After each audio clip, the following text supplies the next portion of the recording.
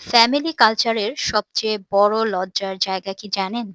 বিপদে পড়লে ফ্যামিলি আমাদের কমফোর্ট দিতে পারে না। উল্টো আমাদের জন্য আরো বিপদ হয়ে ওঠে। কথাটা শুনতে খারাপ লাগলেও আদতে কিন্তু আমরা দেখতে পাচ্ছি চারিপাশে এই জিনিসটাই হয়ে আসছে। অতীতকালেও হয়েছে, এখনো হচ্ছে। সামনের কথা তো আর বলতে পারছি না। ফ্যামিলি কালচার নিয়ে আমাদের গর্ব আছে, ভালো লাগা আছে, আবেগও আছে।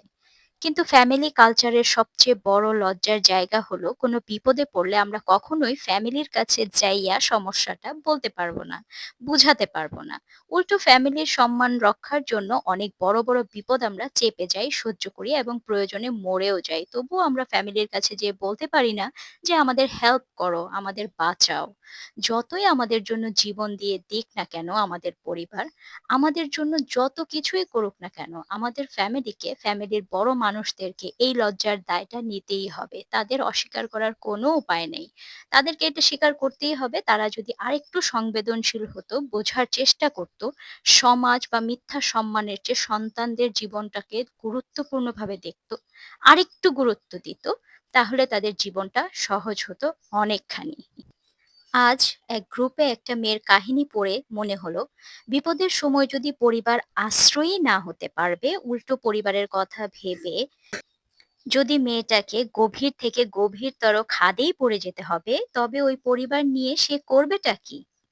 শুধু এই ব্যাপারটা না, আশেপাশে আমরা অনেক দেখি আরো। যেমন ধরুন যৌতুকের কেস বলেন, স্বামীর মার খেয়ে মরে যাওয়া বলেন, আর পরীক্ষায় ফেল করে ঝুলে পড়া বলেন। প্রতিটা ক্ষেত্রেই একটা জিনিস আপনি কমন পাবেন।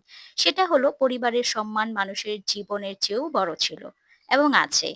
বেশিরভাগ ক্ষেত্রেই মানুষ নিজের ব্যর্থতার জন্য মরে যায় না, নিজের ভুলের জন্য মরে যায় না। মানুষ মরে যায় ব্যর্থতার পর প্রিয়জনদের কাছে পাবে না এটা জেনে।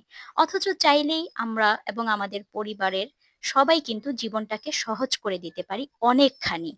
বলতে পারতো পরিবার, "যত বড় ভুলই হোক তোমার, ফিরে আসার পথ বন্ধ না। তোমার পরীক্ষা খারাপ হয়েছে, ব্যাপার না। তুমি বাসায় ফিরে এসো।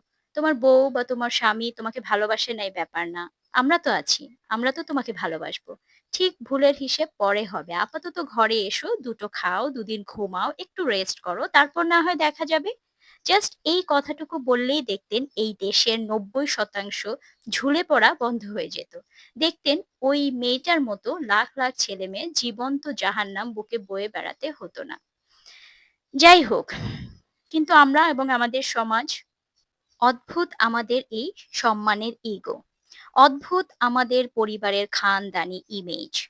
খোদা মানুষকে বলল, বান্দারে তুই যদি অহুত পরিমাণ সমান পাপও করে থাকিস তবুও ফেরত আয়, আমি তোকে ক্ষমা করে দিব। কতই বা পাপ করেছিস তুই, তোর পাপ তো আর তোর ক্ষমার চেয়ে বেশি বড় না।